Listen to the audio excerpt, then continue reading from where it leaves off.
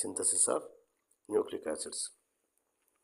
This vitamin is known as anti-sterility vitamin.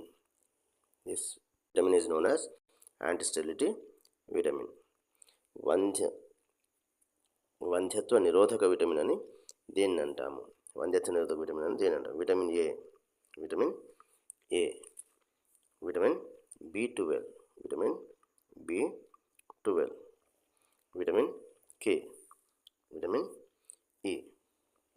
వంధ్యత్వ నిరోధక vitamin దేని అంటామంటే answer is vitamin E. Vitamin E అనేది right answer. Vitamin E లోపం వల్ల సంతాన సంబంధమైనటువంటి సమస్యలు వస్తాయి. That's why it is called as anti-sterility vitamin. Vitamin E is anti-sterility vitamin.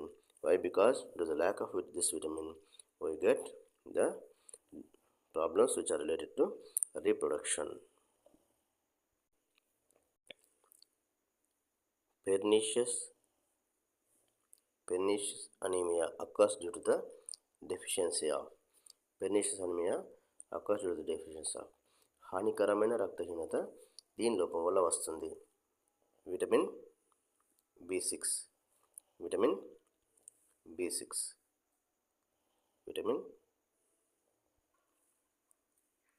B6, vitamin B12, vitamin B12, vitamin B3, vitamin B2, vitamin B3, vitamin B2. The right option is vitamin B12. Vitamin B12, which is called as cyanocobalamin.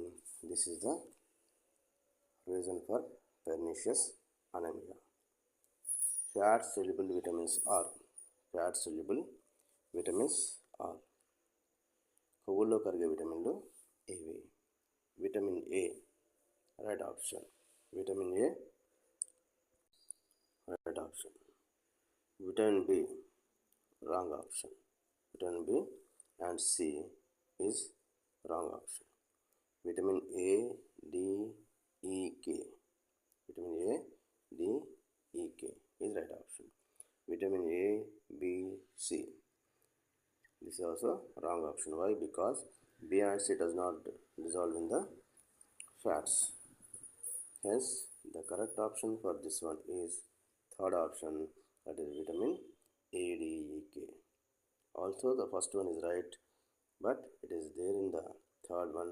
That's why the third option is the right option. మూడోది vitamin A, D, E, K అనేది కొవ్వులో కరిగే విటమిన్లకు సరైన సమాధానము.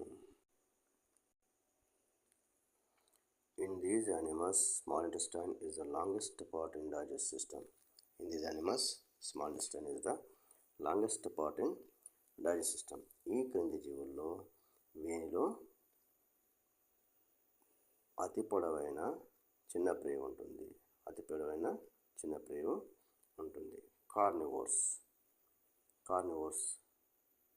మాంసాహారులు is సరైన సమాధానం కాదు. Carnivores is not the right answer.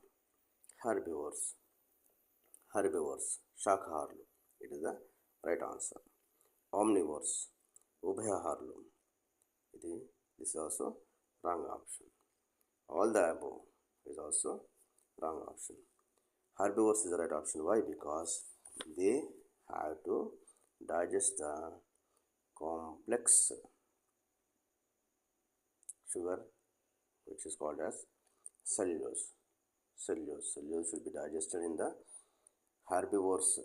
Hence, they have the longest small intestine to digest the cellulose. That's why herbivores is the correct option. Herbivores అనేది ఏం చేస్తాయంటే ఈ శాకాహారుల్లో సెల్యులోజ్ అనేటువంటి కఠినమైనటువంటి సంక్లిష్టమైనటువంటి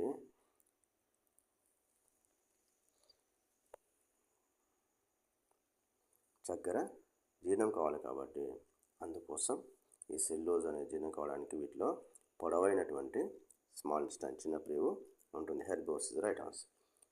the organism having parasitic mode of nutrition is పరాన్నజీవ జీవన విధానం కలిగినటువంటి జీవి. పరాన్నజీవ పోషణ కలిగినటువంటి జీవి. The organism having parasitic mode of nutrition. Euglena ఇది అప్రాక్సిమేట్లీ ఆటోట్రాఫ్, ఇది స్వయం పోషకము దాదాపుగా, కాబట్టి యూగ్లినా సరైన సమాధానము కాదు. పెనిసిలియం ఇది ఫంగస్ కాబట్టి ఇది హెట్రోట్రాఫ్, అది కూడా సాప్రోఫైటిక్ కాబట్టి ఇది కూడా సరైన సమాధానము కాదు. ఇది పరాన్నజీవి కాదు, ఇది పరపోషకము మరియు సాప్రోఫైట్ పూతికాహార జీవి కాబట్టి ఇది సరైన సమాధానము కాదు. పెన్సిలియం ఫంగస్ శిలీంధ్రం కాబట్టి. ప్లాస్మోడియం వైవాక్స్ ఇది సరైన సమాధానము. ప్లాస్మోడియం అనేది సరైన సమాధానము. Why? Because it is the heterotrophic organism and also which leads parasitic life in the human being. ఇదేం చేస్తుందంటే మానవుడిలో పరాన్న జీవన విధానాన్ని కొనసాగిస్తుంది. పరాన్నజీవిగా మానవుడి శరీరంలో ఉంటూ మానవుడి శరీరానికి హాని కలిగించడానికి సహకరిస్తుంది కాబట్టి దీన్ని సరైన సమాధానంగా తీసుకోవచ్చు. It is the right option for parasitic mode of nutrition which is plasmodium vivax.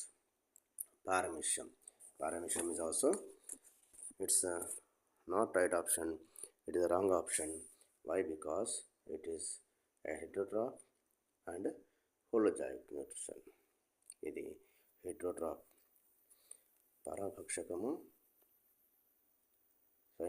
పరాపోషకము మరియు ఇది జాంతాభక్షం చేస్తుంది కాబట్టి ఇది కూడా సరైన సమాధానము కాదు. Right option is